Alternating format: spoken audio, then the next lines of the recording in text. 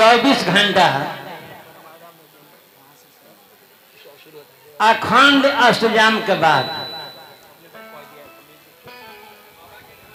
भगवान प्रभु श्री रामचंद्र जी के विवाह कीर्तन काहे सुनल जाला, ये चीज के जानी लिखल बा।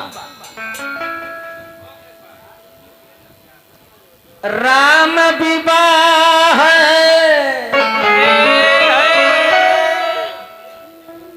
राम विवाह जे सुने मन लाई आ 100 गौदान के फलते आई। 24 घंटा अखंड के बाद जे भगवान प्रभु श्री रामचंद्र जी के विवाह के कथा सुनेला 100 गौदान के लगे फल प्राप्त होला। अजी अखंड करावेला ओकरा के भगवान कितना फल दिले हमनी के बस के बात नहीं है। हल्ला रामे जी के खानदान के दधीची ऋषि जेकरा हड्डी के 3 गो सामान बनल। इंद्र भगवान के हाथ में जन वज्र बा, दधीची ऋषि के हड्डी हो।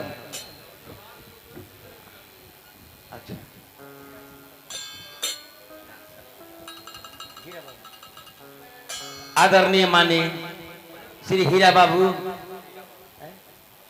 श्री फकीरा बाबू एक कलाकार के दिल मैंने पुरस्कार 50 रुपया, अब 50 को फेर दी हो जला लौट जाए खाली और कहवा दिले बात खत्म हो जाए। हाल ना राम जी के खानदान के दधीची ऋषि जेकरा हड्डी के 3 गो सामान बनल। इंद्र भगवान के हाथ में जन वज्र बा, इंद्र जी के दधीची ऋषि के हड्डी हो। अब महाभारत के लड़ाई में अर्जुन के हाथ में जन गांडीव धनुष रहे, दधीची ऋषि के हड्डी रहे। आ जनकपुर में जन धनुषा तुरे के रखाइल बा, इहो दधीची ऋषि के हड्डी है। आ सीता जी गोली बचपन में धनुष के पूजा करें,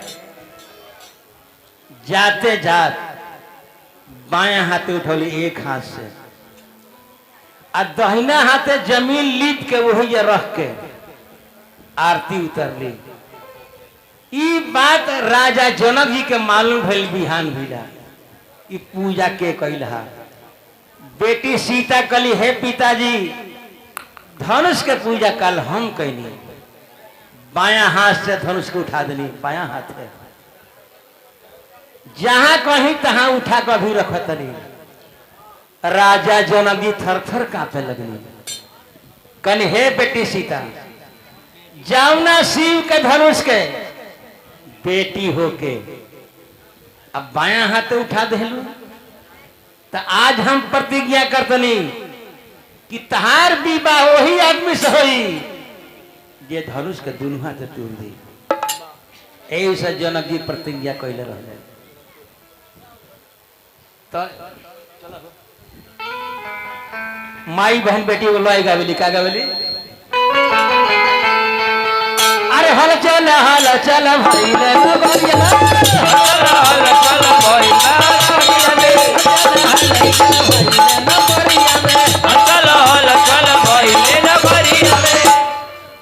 राजा जनक दरबार, राजा जनक दरबार जी, राजा जनक दरबार जी। यह वीर तुरिहन शिव के धनुहिया हो, वीर तुरिहन शिव के धनुहिया हो, वीर तुरिहन शिव के धनुहिया हो, वीर तुरिहन शिव के धनुहिया हो। सिया डली है कालवा में हार जी, सिया डली है कालवा में हार जी, सिया डली है कालवा में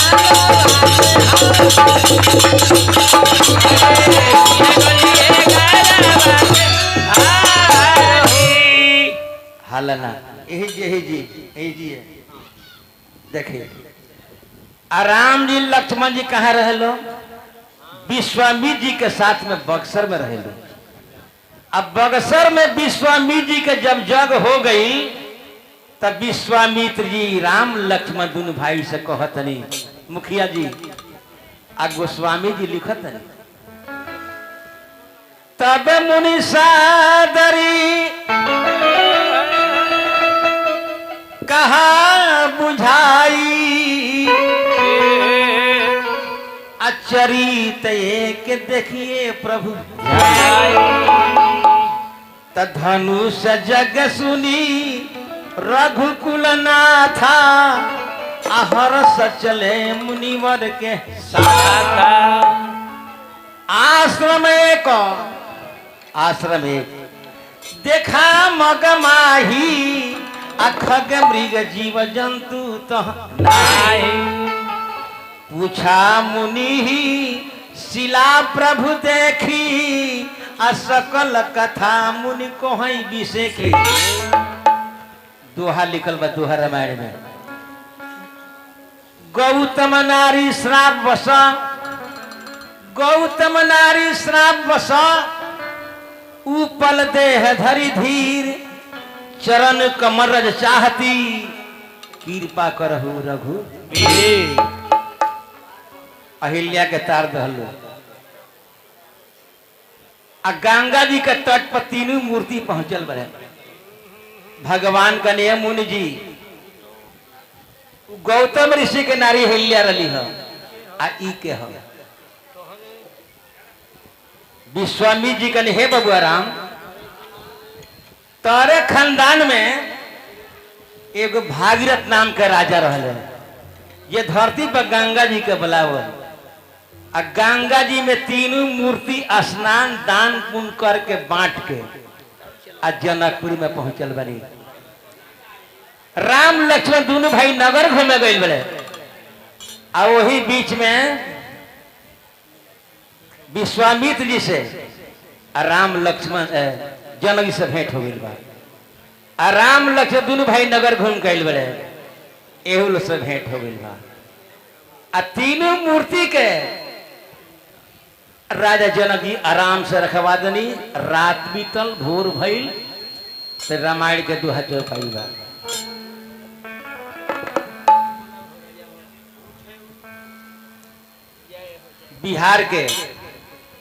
बिहार के भोजपुरी टाइगर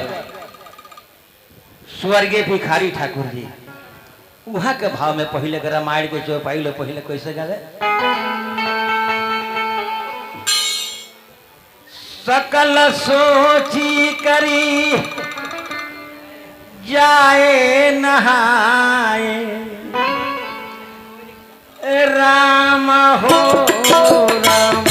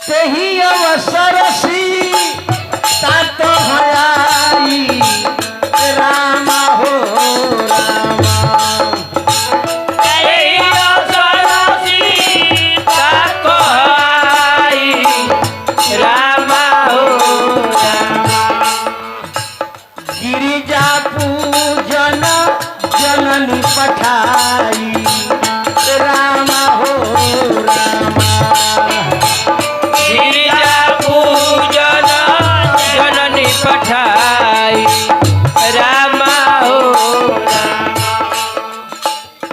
एक सखी सिया संग बिहाई रामा हो रामा एक सखी सिया संग बिहाई रामा हो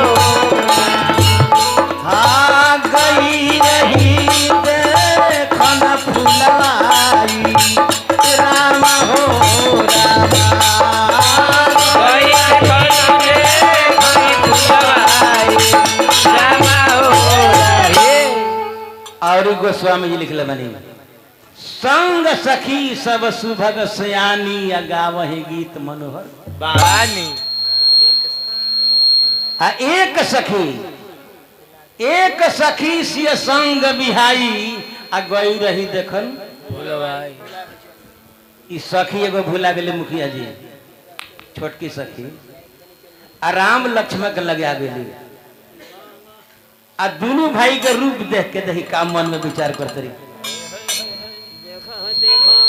हेलो श्री उमेश शाह जी सिंघाड़ा उमेश शाह जी कुकू सेंटर ये पुरस्कार बा 200 रुपया हार्दिक अभिनंदन नमस्कार बा कुक सेंटर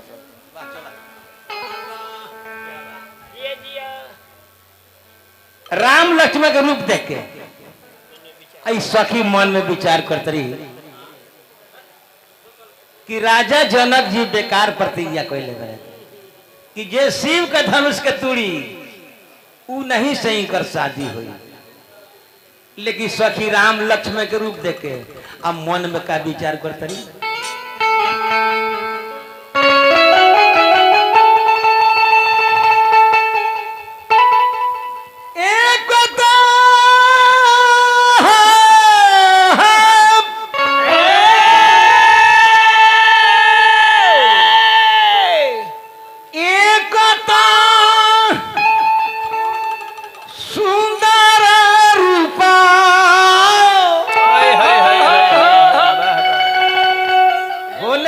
तरीके हेने बालू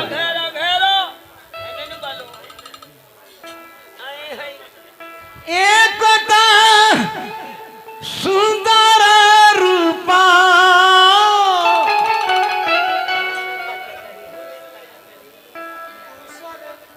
अरे दूसरे कुंवर हो भूपा ऐसा तीसरे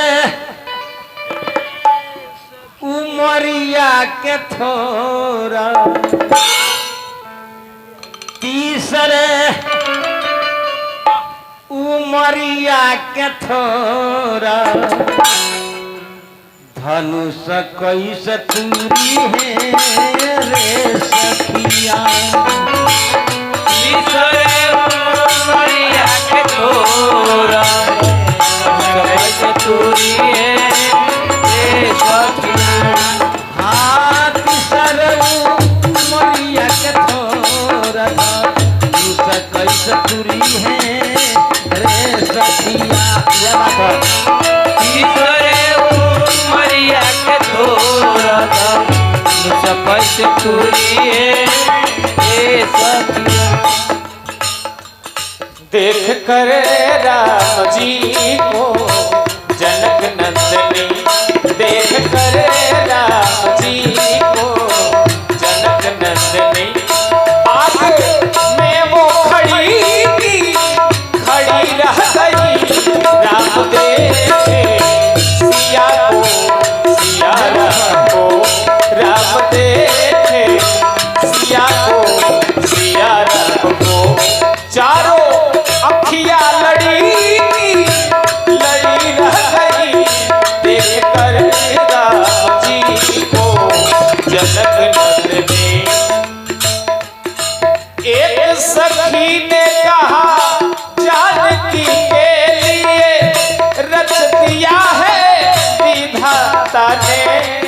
सुघर जोड़ी।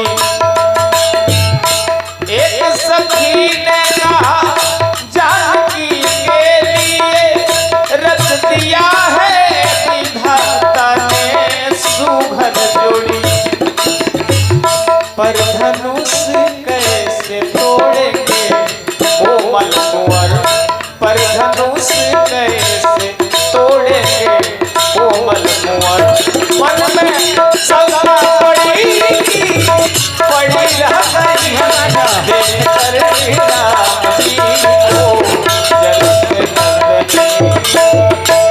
तीसरे मरिया के थोरा मुझसे कैसे तूरी लिखल तूफान गुरुजी गीता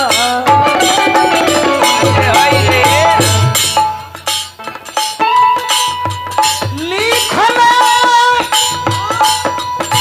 हो राम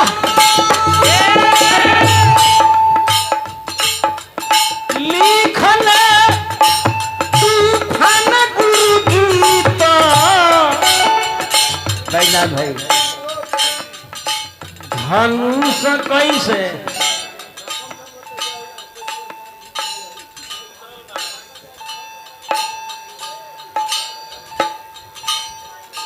श्री हरेंद्र सिंह जी भरतपुर बहुत हुआ पुरस्कार देनी हार देना रका बैनाथ भाई।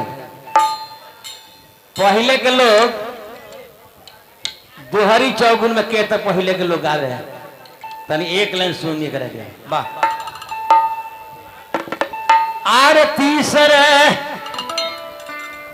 उमरिया के थोरा धनुष कैसे तुरी रे सखिया।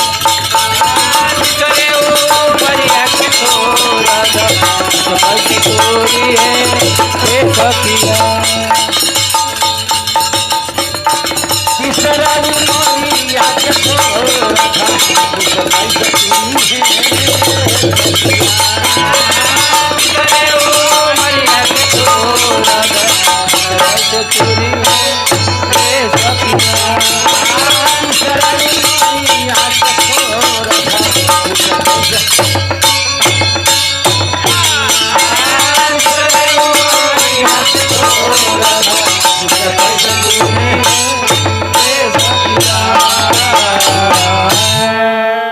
हालना राम लक्ष्मण के रूप सखी देख के आ गिरजा माई के मंदिर में आके सीता से का कहतरी रोकिए रोकिए बोलिए।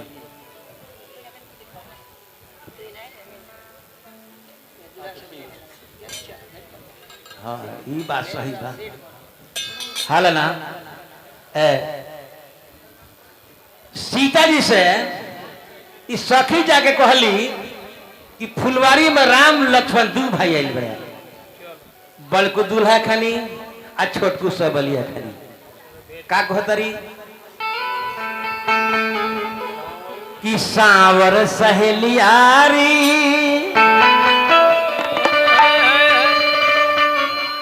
जुगल दूल्हा बगिया में लूटे बहार।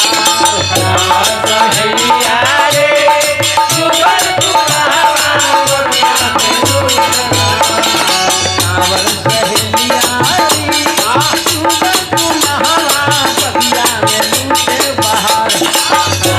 सहेलिया रे जुगल दूल्हा बगिया में लूटे राम जी से पूछे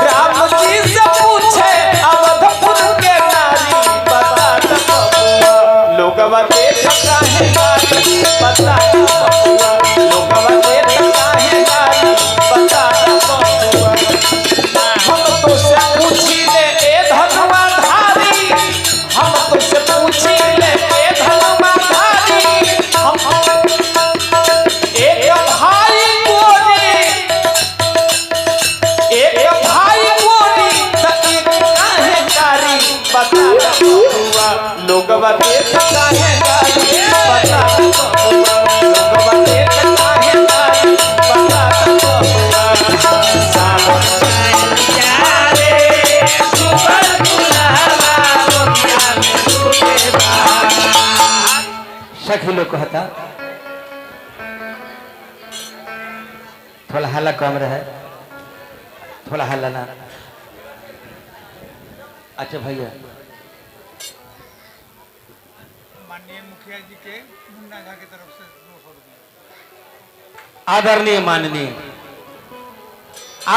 माननीय मुखिया श्री मुन्ना झा जी, श्री मुन्ना झा जी ये भगवान के भजन में 200 रुपए के पुरस्कार दिले बड़ी। भैया के चरण की गोड़ लगतरी। सखी का कहतरी कि सखिया बगिया के यारी देख मारस गजब शिशुकारी। बगिया के यारी मारस गजब शिशुकारी।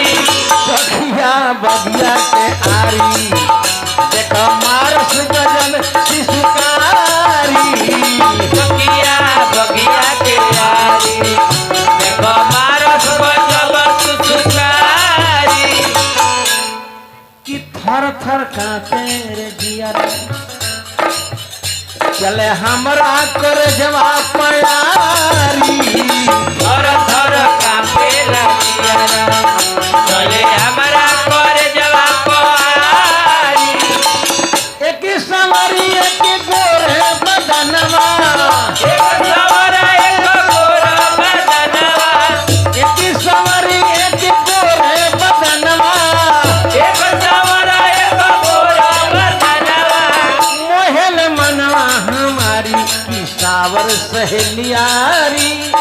जुगो दुल्हवा बगिया में लूटे बहार। दुल्हारे दुल्हवा बगिया में दुल्हारे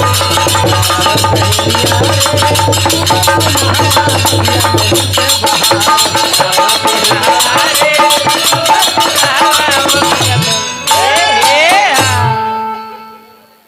बोलिए बजरंग बली की जय। आइए सरकार, तनी हल्ला कम रहे।